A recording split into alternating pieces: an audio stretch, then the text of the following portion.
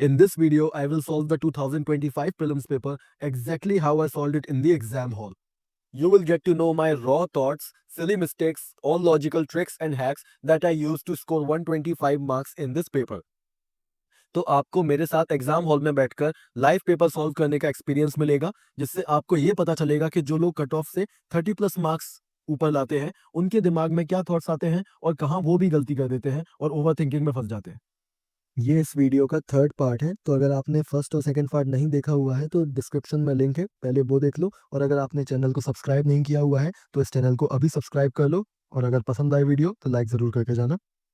Okay, now let's move to question number 41। How many of the above are considered as alternative power train vehicles. अब देखो, ये वाले question में मुझे थोड़ा सा कंफ्यूजन हुआ था पावर ट्रेन को लेकर। ऑल्टरनेटिव व्हीकल्स तो मैं समझता हूँ कि जो इलेक्ट्रिक व्हीकल्स होते हैं या फिर हाइड्रोजन फ्यूल व्हीकल्स होते हैं वो सारे हो सकते हैं, पर ये पावर ट्रेन मुझे नहीं पता था। और इसमें हाइड्रोजन फ्यूल सेल लिखा हुआ है, हाइब्रिड व्हीकल्स भी लिखा हुआ है, फुल बैटरी इलेक्ट्रिक व्हीकल्स भी लिखा हुआ है। तो अब इसमें एक चीज़ है कि यूपीएससी जो पॉजिटिव चीज़ें रहती हैं, अगर कोई पॉजिटिव टेक्नोलॉजी वगैरह के बारे में बात चल रही है, तो उसमें जो पॉजिटिव सारी चीज़ें हैं वो सारी कवर होती हैं। जैसा मैंने आपको पिछली कुछ वीडियोज़ में मतलब पिछली नहीं, जो मैंने आपको कीवर्ड एनालिसिस वाली सीरीज़ कराई थी, उसमें कई सारे क्वेश्चंस ऐसे मिले थे जिसमें मैंने आपको बताया था कि पॉजिटिव चीज़ों को एनकम्पास करती है। ठीक है? तो मैंने एक तो ये चीज़ मुझे समझ आ रही थी। दूसरी बात ये भी थी कि अल्टरनेटिव व्हीकल्स तो यही है, electric vehicles, hydrogen fuel cell और fuel cell electric hybrid vehicles. ये वाली चीज़ें जो कि अल्टरनेटिव हैं, नॉर्मल कौन से होते हैं? आईसी इंजन, 4 स्ट्रोक, 2 स्ट्रोक वगैरह वो सब। तो इस वजह से मैंने इसमें थोड़ा रिस्क लिया और मैंने इसको ऑल द अबव कर दिया, जो कि यही सही आंसर था। क्योंकि इसमें अल्टरनेटिव व्हीकल्स की बात चल रही है और पावर ट्रेन का मतलब मुझे ये लग रहा है कि पावर देने वाले का मतलब जो पावर देने का तरीका है वो अल्टरनेटिव है। तो जो कन्वेंशनल पावर देने का तरीका है, जैसे क्या-क्या पेट्रोल, डीज़ल, सीएनजी वगैरह वो सब, उनसे थोड़ा अलग, अल्टरनेटिव। तो फिर full battery electric vehicles, hydrogen fuel cell vehicles और हाइब्रिड व्हीकल्स यानी fuel electrics fuel cell electric यानी इन दोनों का मिक्स। तो ये तीनों ही एडवांस्ड अल्टरनेटिव व्हीकल्स टेक्नोलॉजीज़ हैं, तो इसलिए मैंने इसका सी कर दिया। थोड़ा रिस्क मुझे था क्योंकि ये ट्रेन मुझे समझ नहीं आ रहा था, पर फिर भी ये था कि अल्टरनेटिव पावर का तो मुझे मतलब पता था, अल्टरनेटिव पावर ये तीनों ही दे रहे हैं, ठीक है? और मैंने आपको एक चीज़ बताई भी थी कि मेरी जो हिंट एनालिसिस वाली वीडियो थी, उसमें मैंने आपको बताया था कि हाइड्रोजन फ्यूल सेल और हाइड्रोजन वाले जितने भी क्वेश्चन्स हैं या जो टॉपिक्स अगर आपके दिमाग में आए, आपके नज़र में आए, तो उनको ध्यान से पढ़ लेना, क्योंकि कई सारे क्वेश्चन्स थे जो लाइन से थे, 3 क्वेश्चन जिसमें हाइड्रोजन से रिलेटेड चीज़ें थी, ठीक है? तो इसलिए आपको ये चीज़ों का ध्यान रखना है और मैं कोशिश करूँगा कि इस बार 2025 का एनालिसिस करके 2026 के लिए भी ऐसी कोई वीडियो लेकर आऊँ जिसमें 2026 में जो हिंट्स वगैरह हैं वो सारी 2025 में जो हिंट्स हैं वो 2006 में जो इम्प्लीमेंट हो सकती हैं वो सारी मैं आपको बता सकूँ, ठीक है? अगर आपको ऐसी वीडियो चाहिए तो प्लीज़ कमेंट सेक्शन में आप कमेंट कर देना, तो मैं फिर अगर डिमांड होगी तो मैं ले आऊँगा उसे। क्वेश्चन नंबर 42, यूएवीज़ क्या-क्या कर सकते हैं? यूएवीज़ वर्टिकल लैंडिंग कर सकते हैं, सारे यूएवीज़ ऑटोमेटेड हवरिंग कर सकते हैं। हवरिंग का मतलब होता है कि एक जगह उड़ना, सिर्फ़ एक जगह ऊपर टिके रहना, आगे ना बढ़ना, ना ही ऊपर-नीचे होना, एक जगह पर उड़ते रहना, ठीक है? उसे कहते हैं hovering. All types of UAVs can use battery only as a source of power supply, battery only. अरे यार देखो, ऑल इस तरीके की टेक्निक मैंने आपको बता रखी है। कई सारे जो पहले क्वेश्चंस आए थे, इसमें सम लिखा हुआ था, नन लिखा हुआ था। तो इस तरीके में जब भी इस एक्सट्रीम स्टेटमेंट में तीनों आ जाए ना, तो हमेशा माना करो कि सारे ही गलत है या सारे ही सही है, ठीक है? बेस्ड ऑन कि वो एक्सट्रीम किस चीज़ में है। ये देखो, इधर बोला है कि सारे ही ऐसे होते हैं, सारे ही ऐसे होते हैं। अगर एक भी निकल आया, देखो यूएवी का मतलब क्या होता है? ऐसा उड़ने वाला कोई डिवाइस जिसमें पायलट ना बैठा हुआ हो, है ना? जिसको रिमोटली कंट्रोल किया जा सके, वो वाला एरियल डिवाइस होना चाहिए। तो उसमें ये तो नहीं है कि वर्टिकल लैंडिंग हो, उसकी डेफिनिशन में ये तो नहीं दिया कि ऑटोमेटिक हवरिंग भी होनी चाहिए। उसमें बस ये लिखा हुआ है उसकी डेफिनिशन में कि बिना पायलट के वो डिवाइस उड़ना चाहिए, ठीक है? तो ये तीनों चीज़ें ही ज़रूरी नहीं है, ठीक है? तो ये तो बहुत लॉजिकल है और वो ट्रिक से भी हो रहा है, तो डी इसका सही आंसर हो जाएगा और यही मैंने किया था, ठीक है? Next question number 43, in the context of electric vehicle batteries, फिर आ गई electric vehicles. How many of the above usually make up battery cathodes? अब ये वाले क्वेश्चन में मुझे थोड़ा कन्फ्यूजन था, तो मुझे लग रहा था कि मैंने लिथियम तो मुझे पता था और फिर मुझे निकल लग रहा था, मतलब इसमें कन्फ्यूजन था। मुझे मुझे एग्ज़ैक्टली याद नहीं है कि क्या चीज़ें मेरे दिमाग में आ रही थी, पर मैंने इसमें ओनली 2 लगाया था, जबकि इसका आंसर है ओनली 3, ठीक है? जो कि मेजॉरिटी कोचिंग आंसर कीज़ हैं, उन्होंने इसका आंसर ओनली 3 बताया हुआ है, तो हम ओनली 3 मान के चलेंगे और ये हमारा गलत हो गया, ठीक है? Next question number 44, how many of them contain plastic? अब प्लास्टिक इनमें से कौन-कौन से कंटेन करते हैं? तो मुझे ये लग रहा था कि आई ग्लास लेंसेज प्लास्टिक के बने हो सकते हैं, कार टायर्स में प्लास्टिक हो सकता है, पर ये सिगरेट बट्स मैंने कई बार देखा है कुछ ऐसा उसमें, तो वो फुस शायद होता होगा। मैं स्मोकिंग नहीं करता हूँ, पहले ही बता रहा हूँ, मैंने बस दूर से देखा है और कभी कभी शायद टच भी किया है। तो उसमें मुझे प्लास्टिक नहीं लग रहा था। अब उस टाइम पे थोड़ा एक्सट्रीम थॉट था, ऑफ कोर्स अभी मैं ऐसे नॉर्मली कैजुअली रूम में बैठ के तो सोच सकता हूँ ये वाली बात के प्लास्टिक उसमें ऑब्वियसली हो ही सकता है, उसमें क्या मिला होगा हमें क्या पता। पर फिर भी उस टाइम पर मेरे दिमाग में आया कि शायद नहीं होता होगा, और वो ओवर थिंकिंग की वजह से मैंने बी कर दिया इसका, जबकि इसका आंसर क्या था, ऑल थ्री। ठीक है, इसमें सभी में प्लास्टिक होता है। ठीक है, all right. Okay, question number 45, consider the following substances. Coal gasification technology can be used in the production of how many of them. Coal gasification, अब कोल गैसिफिकेशन एक ऐसी चीज होती है जिसमें हम जो कोल मिलता है हमें, उसको हम गैस बनाते हैं, नेचुरल गैस बना देते हैं, ताकि उसके अंदर जो पॉल्यूटेंट्स हैं वो सारे हट जाए, तो ये थोड़ा क्लीनर फ्यूल रहता है। ये हमें पता है कोल गैसिफिकेशन। अब ये चीजें बिल्कुल ही अलग चीज है, तो मुझे लग रहा है शायद इनमें से एक भी चीज नहीं होती होगी। मतलब कोल और इनका क्या रिलेशन है, मुझे उस टाइम पे नहीं समझ आया, तो इस वजह से मैंने इसका डी नन कर दिया, जबकि इसका गलत था। इसका सही आंसर है टू, ओनली टू। ठीक है, तो ये भी गलत हो गया मेरा।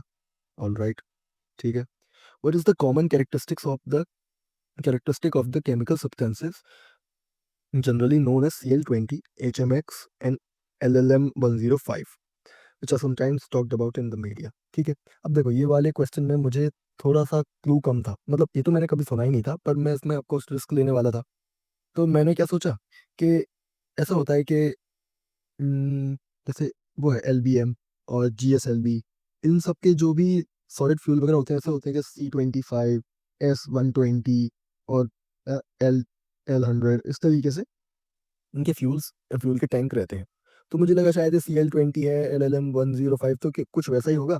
तो मैंने इसका डी लगा दिया, जबकि ये गलत है। ये वेपन्स है, और ये वेपन्स वाला जो ऑप्शन है वो तो मैंने सबसे पहले एलिमिनेट कर दिया था, क्योंकि मैंने सोचा यूपीएससी वेपन्स एक्सप्लोजिव वगैरह का कहाँ पूछेगा कुछ। एक्सप्लोजिव तो बिल्कुल ही अलग, पर यूपीएससी हमें शौक करता है, मुझे भी शौक किया उसने, और ये मेरा गलत हो गया। तो इस पेज में हमारे बहुत सारे गलत हो गए हैं ना, कोई बात नहीं, आगे बहुत सारे सही भी होंगे। ठीक है, consider the following statements. It is expected that Majorana one chip will be अच्छा chip will enable quantum computing. अब देखो 2023 का क्वेश्चन था, मैंने आपको एग्जैक्टली यही पढ़ा रखा था, एग्जैक्टली क्वेश्चन में क्वांटम कंप्यूटिंग दिया हुआ था, उसमें पूछा था कि क्यूबिट किस चीज से रिलेटेड है। मैंने आपको आंसर बताया कि क्वांटम कंप्यूटिंग से रिलेटेड है, और फिर आगे मैंने आपको ये भी बताया कि माइक्रोसॉफ्ट ने अभी एक Majorana वन चिप निकाली है। तो यहाँ पे देखो क्या लिखा हुआ है, has been introduced by Amazon web services. Amazon web services नहीं, माइक्रोसॉफ्ट, मैंने आपको बताया था उस वीडियो में। ठीक है, और जो अकाउंटेबिलिटी वीडियो मैं लाऊंगा अभी, उसमें ये सारी चीजें कवर करूंगा मैं कि कितने क्वेश्चंस आए मेरे उसमें से और कितने सॉल्वेबल थे। ठीक, तो Amazon वेब सर्विसेज, अब ये एग्जामिनर ने कैसे किया, ये कहाँ से आया उसके दिमाग में, देखो उसी में जिसमें क्यूबिट लिखा हुआ था, क्यूबिट क्वेश्चन, उसमें एक तो था क्वांटम कंप्यूटिंग ऑप्शन, एक था उसमें क्लाउड सर्विसेज। और क्लाउड सर्विसेज की सबसे बड़ी कंपनी कौन सी है, Amazon वेब सर्विसेज। यानी क्वेश्चन उसने यहाँ से उठाया क्वांटम कंप्यूटिंग से, और उसने गलत ऑप्शन यहाँ से उठा दिया क्लाउड कंप्यूटिंग से। तो ये देख रहे हो, ये एग्जैक्टली वहीं से बना हुआ है ये क्वेश्चन। और मैंने उस ही वीडियो में Amazon वेब सर्विसेज का भी नाम लिया था, जब मैंने क्वांटम कंप्यूटिंग के एग्जाम्पल बताए, उनमें से एक Majorana वन चिप था, मतलब उनमें से एक नहीं, एक यही एग्जांपल दिया था मैंने, जिसमें मैंने बताया था कि माइक्रोसॉफ्ट ने बनाया है। और मैंने दूसरा एग्जांपल जो क्लाउड कंप्यूटिंग के लिए दिया था, वो था Amazon वेब सर्विसेज, जो कि वही आ गया। ठीक है, तो इसको टू को एलिमिनेट करो, क्योंकि माइक्रोसॉफ्ट ने बनाया है, Amazon ने नहीं बनाया। टू को हटाओगे तो डायरेक्ट आपका, टू को हटाओगे और ये वाला सी आपका आंसर आ जाएगा, और यही सही आंसर है। ठीक है, all right. Question number 48, with reference to monoclonal antibodies often mentioned in news. ठीक है, मोनोक्लोनल एंटीबॉडीज, ये मैंने आपको कॉन्सेप्ट बता रखा है पीवाईक्यूज में। मोनोक्लोनल एंटीबॉडीज क्या होती है, एक तो बाहर से हम एक एंटीबॉडी निकालते हैं किसी की बॉडी से, और उनको बाहर लैब में रेप्लिकेट कर देते हैं, और फिर दोबारा बॉडी में डाल देते हैं, मतलब किसी और की बॉडी में डाल देते हैं। जैसे मेरे पास उसकी एंटीबॉडीज हैं, तो जो डॉक्टर्स हैं, जो भी साइंटिस्ट हैं, वो मेरी बॉडी में से निकालेंगे एंटीबॉडी, उनको रेप्लिकेट करेंगे, और फिर जिसको जरूरत है उसकी बॉडी में डाल देंगे, इतनी सारी जो बना नहीं पा रही एंटीबॉडीज। इसको कहते हैं मोनोक्लोनल एंटीबॉडीज। ये मैंने आपको बहुत सिंपल सा कॉन्सेप्ट है, बता दिया था। They are man made proteins, बिल्कुल सही बात है। ठीक है, they stimulate immunological function due to their ability to bind to specific antigens. बिल्कुल सही, इम्यूनोलॉजिकल फंक्शन देती हैं वो, इम्यूनिटी बढ़ाती हैं, क्योंकि एंटीबॉडीज हैं, ऑफ कोर्स एंटीबॉडीज हैं, इम्यूनिटी तो बढ़ाएंगी। They are used in treating viral infections like that of Nipah virus. Of course viral जो डिजीजेज होती हैं, जैसे कोविड है, कोविड के लिए यूज हुआ था, निपा, और कई सारे जो जो भी इन्फेक्शन है, उन सभी के लिए यूज हो जाती है। ठीक है, तो उसमें वन टू थ्री तीनों ही सही है, डी इसका सही आंसर है। ठीक, अब देखो ये फिर वही क्वेश्चन आ गया, इस क्वेश्चन का आंसर भी नन है। No virus, no virus, no virus. मैंने आपको बताया है कि जैसे वाला प्रीवियस क्वेश्चन था, इस तरीके के some all all all, none none none, no no no, ये सारे जो रहते हैं ना, उसमें आंसर या तो ऑल द अबव सही होता है या नन सही होता है, जो डिपेंडिंग ऑन कि वो क्या एक्सट्रीम है। जो एक्सट्रीम होता है वो गलत होता है। नो वायरस कैन सर्वाइव, गलत। No virus can infect bacteria, गलत। ये मैंने आपको बता रखा था, इसको बैक्टीरियोफेज कहते हैं, ठीक है ना। ये मैंने आपको कौन सी वीडियो में बताया था, 2021 के पेपर में बताया था शायद, हाँ। No virus can survive in ocean waters. अरे भाई, ओशन वाटर्स में वायरस नहीं मिलेंगे आपको, सीरियसली कितनी अजीब बात है। तो ये भी गलत, ये भी गलत। No virus can change their cellular transcriptional activity in host cell. अरे भाई, इसको बोलते हैं ना, मैंने आपको बताया था, रेट्रोवायरस बोलते हैं, एड्स का वायरस होता है, ठीक है। तो ये तीनों ही सही है, वो तीनों ही गलत है, सॉरी। डी इसका सही आंसर है, ठीक है, यही मैंने लगाया था। Alright, question number 50। Activated carbon. Activated carbon is a good and an attractive tool to remove pollutants from effluent streams and to remediate contaminants from various industries. अब इसमें क्या है, आपने शायद ये ऐड वगैरह देखा होगा टीवी में कि किसी क्रीम में एक्टिवेटेड कार्बन होता है, किसी फेस वॉश में एक्टिवेटेड कार्बन होता है, बहुत बहुत कॉमन चीज़ है, क्योंकि वो पॉल्यूटेंट्स को रिमूव कर देता है। तो ठीक है, अट्रैक्शन टूल है टू रिमूव पॉल्यूटेंट्स, बिल्कुल सही है। ये वाली चीज़ इतना ज़्यादा ऐड में आता है ना एक्टिवेटेड कार्बन के, मतलब आपने नहीं सुना हो तो शायद आप यूपीएससी के लिए दिल्ली में रह रहे हो, पर मैं क्योंकि अपने घर में रहता हूँ, मैं टीवी देखता हूँ, तो मुझे दिखाई देती हैं चीज़ें, ठीक है। Activated carbon exhibits a large surface area and has a strong potential for absorbing heavy metals, बिल्कुल सही। उसका सरफेस एरिया लार्ज रहता है, बड़े बड़े पार्टिकल्स रहते हैं, और उससे पॉल्यूशन आके कई सारे पार्टिकल आसपास चिपक जाते हैं। नॉर्मल, कोई दिक्कत वाली बात नहीं है। Activated carbon can be easily synthesized from environmental waste with high carbon content. अब एक्टिवेटेड कार्बन एक पॉजिटिव चीज है, ठीक है ना, पॉल्यूशन हटा रही है, और उसको बोल रहे हैं कि इजीली निकाला जा सकता है वेस्ट में से। कितनी अच्छी बात है कि उसको, एक अच्छी चीज को एक अच्छी चीज से निकाला जा सकता है, तो कितनी अच्छी बात है। दोनों ही इसको एक्सप्लेन कर रहे हैं और दोनों ही सही है, ठीक है। तो ए इसका सही आंसर हो गया, ठीक। All right, question number 51। With reference to the Indian polity consider the following. अब देखो ये वाला क्वेश्चन मेरा गलत हो गया था। An ordinance can amend any central act, ये मुझे पता है कि हाँ सही है। An ordinance can abridge a fundamental right, ये मुझे लगा कि, और मुझे ऑर्डिनेंस के बारे में क्या चीज़ें पता है कि इसका आर्टिकल शायद 1 2 3 है। और और क्या चीज़ें मुझे पता थी, मुझे ये भी पता था कि ऑर्डिनेंस एग्जैक्टली जो पार्लियामेंट का लॉ होता है वैसा होता है, ठीक है ना। मुझे ये वाली चीज़ उस एग्जाम हॉल में पता थी। तो मैंने सोचा कि पार्लियामेंट का लॉ यानी कॉन्स्टिट्यूशनल अमेंडमेंट एक्ट कर सकता है उसको, तो फिर ऑर्डिनेंस भी कर देगा। ये मुझे मिसकंसेप्शन था कि कॉन्स्टिट्यूशनल अमेंड भी कर सकता है ऑर्डिनेंस। तो ये जबकि ये गलत है, ठीक है ना। इसका आंसर है C 1 and 3, पर मैंने इन तीनों को ही सही मान लिया और मेरा गलत हो गया। ठीक है, कई बार गलती कर देते हैं हम लोग। पॉलिटी, अब ये दिक्कत रहती है ना, क्योंकि हम लोग इंजीनियर्स होते हैं, उन लोगों को ये हिस्ट्री और पॉलिटी में थोड़ी सी दिक्कत तो आती है। अगर मैं पढ़ भी लूँ तो भी थोड़ा थोड़ा हो जाता है कभी। अगर ज़्यादा लोगों का वैसे पॉलिटी स्ट्रॉन्ग सब्जेक्ट होता है, पर मेरा साइंस एनवायरनमेंट और ये सारी चीज़ें स्ट्रॉन्ग, पॉलिटी थोड़ा कम है। पर पॉलिटी बस ये है कि रटना रहता है उसमें, और रटने में इतने अच्छे हैं नहीं हम, ठीक है। अब ये क्वेश्चन तो बहुत ही खतरनाक था, इसने तो दिमाग ही हिला दिया था। इसमें क्या है, देखो, इसमें अरुणाचल प्रदेश है, ये बोल रहे हैं कि एक स्टेट है जिसका कैपिटल में 2 नेशनल पार्क हैं, और ये है वो है। अरे भाई, इतना नहीं पता हमें। तो मैंने, मुझे टफ लग रहा था ये क्वेश्चन, तो मैंने वही ट्रिक यूज़ की कि अगर टफ क्वेश्चन है तो ओनली टू लगा दो, बस। मैंने उसमें कुछ भी नहीं सोचा, जबकि ये गलत है। तीनों ही स्टेटमेंट सही है और ऑल थ्री इसका सही आंसर है, ठीक है। तो ये अपना गलत हो गया। Question number 53। With reference to India consider the following. अब देखो, inter state council, national security council, zonal council, ये मैंने आपको बता दा, ठीक है। अब देखो, इसमें क्या है, नेशनल सिक्योरिटी काउंसिल और जोनल काउंसिल नहीं है, इंटर स्टेट काउंसिल है। कॉन्स्टिट्यूशन में, कॉन्स्टिट्यूशन ऑफ इंडिया में पूछा है, तो ओनली वन इसका सही आंसर है, यही सही आंसर हो जाएगा, ठीक है। इसमें ज़्यादा कुछ था नहीं, ये मैंने आपको पढ़ा भी रखा है, क्योंकि लास्ट ईयर एक क्वेश्चन आया था शायद, ऐसे ही जोनल काउंसिल पे आया था या किसी पे आया था, तब मैंने आपको बताया था, तो इसलिए मुझे पता था। Consider the following statements. Constitution of India explicitly mentions that in certain spheres, governor of a state acts in his or own discretion. अब सही है, गवर्नर की डिस्क्रिशनरी पावर्स कॉन्स्टिट्यूशन में दी हुई है, हमें पता है, तो वन तो सही हो जाएगा।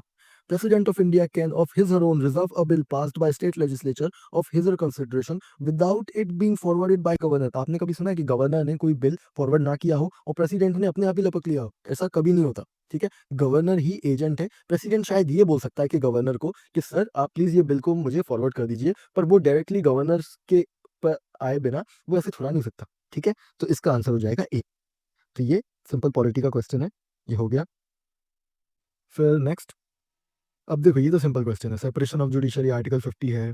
फिर valuing preserving rich heritage composite culture, ये फंडामेंटल ड्यूटीज है, ये भी ठीक है। Prohibition of employment of age of 21, ये एम्प्लॉयमेंट आर्टिकल 23 या 24 है, एग्जैक्टली मुझे याद नहीं है, पर ये है फंडामेंटल राइट्स में। ठीक है, तो ऑल थ्री ये बेसिक क्वेश्चन है, सिंपल, इसमें कुछ ज़्यादा सोचने का है नहीं। Question number 56.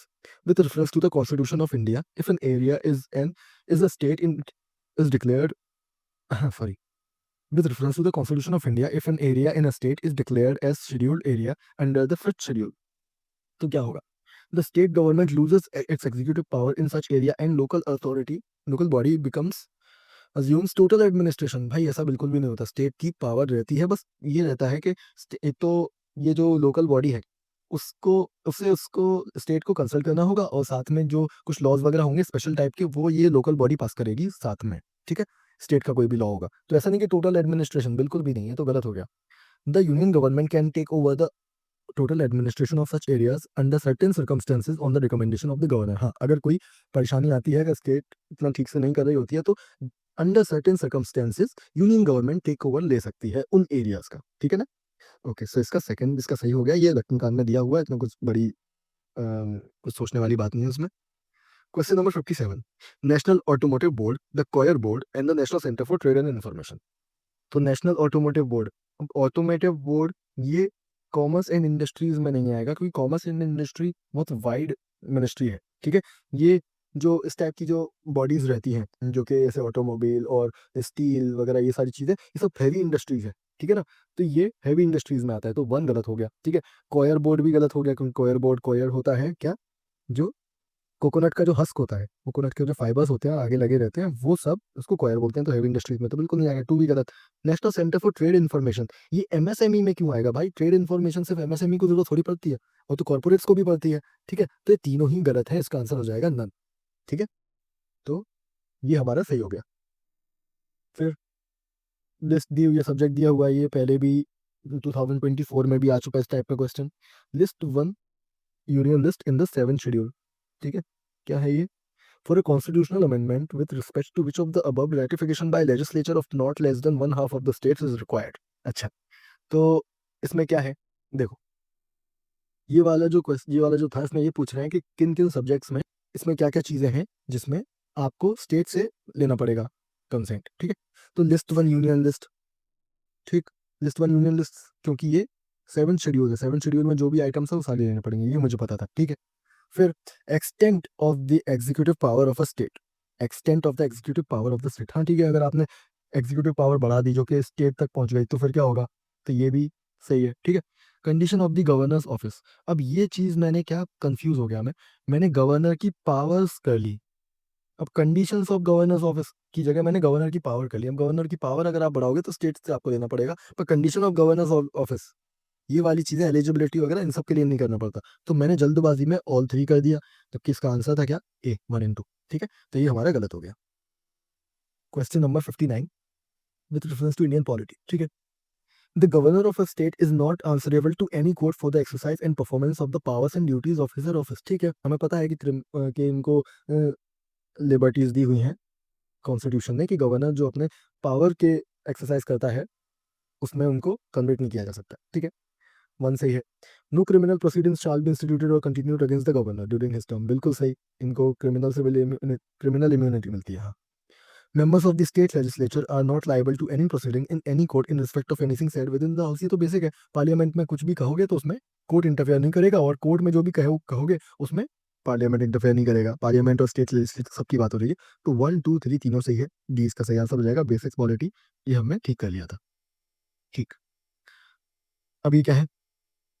Petroleum and natural gas regulatory body, 2019 में एक क्वेश्चन आया था जिसमें ये कहा था कि PNGRB, ये जो बॉडी है वो इंडिया की सबसे पहली रेगुलेटरी बॉडी थी, ये था, जो कि स्टेटमेंट गलत था, पर अब उन्होंने उसी में से ही कीवर्ड एनालिसिस वाला एक क्वेश्चन पूछ लिया, उससे एक पूरा क्वेश्चन पूछ लिया। ठीक है, तो फिर क्या है, उसमें ये बोल रहे हैं कि ये जो बॉडी है ये कौन कौन सी चीज़ें रेगुलेट करती है, तो ये मैं आपको बता देता हूँ, ये मुझे पता था, production of crude oil and production of natural gas ये रेगुलेट नहीं करती है।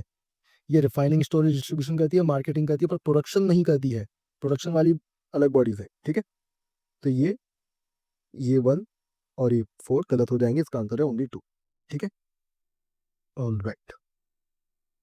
Now, if you would like to watch more such videos, then you can join the Elimination Technique membership plan on this channel, which is available at 199.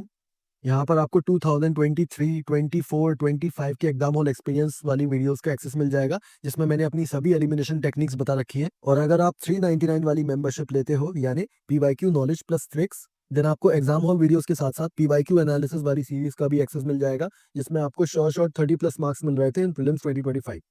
Okay, ये आगे भी बहुत important रहने वाली है, जिसमें मैंने पास्ट 10 ईयर्स के सभी क्वेश्चन पेपर्स के कीवर्ड एनालिसिस यानी सभी कॉन्सेप्ट्स और सारे टॉपिक्स एंड टर्म्स समझा रखे हैं। प्लस उसमें हर पेपर में लास्ट 10 ईयर्स के जितने भी पेपर थे, उन सभी में जितनी भी एलिमिनेशन टेक्निक्स लगी थी, वो सब इसमें है।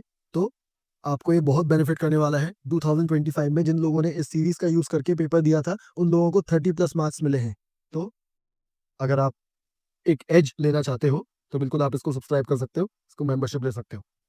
तो आपको ऐसे ज्वाइन करने के लिए क्या करना है, पहले आप चैनल के पेज पर जाएंगे और ज्वाइन बटन को क्लिक करेंगे, ठीक है। फिर उसके बाद आप जो भी प्लेलिस्ट आपको चाहिए, एलिमिनेशन टेक्निक्स और PYQ नॉलेज प्लस ट्रिक्स, इनमें जो भी चाहिए आपको वापस सेलेक्ट करना है और फिर यहाँ पर ज्वाइन बटन क्लिक करके पेमेंट कर देना है। तो फिर आपको सारी वीडियोस का एक्सेस मिल जाएगा। ऑल राइट, तो इस वीडियो में यहीं तक रखते हैं। Anakin Skywalker signing off. Live long and prosper.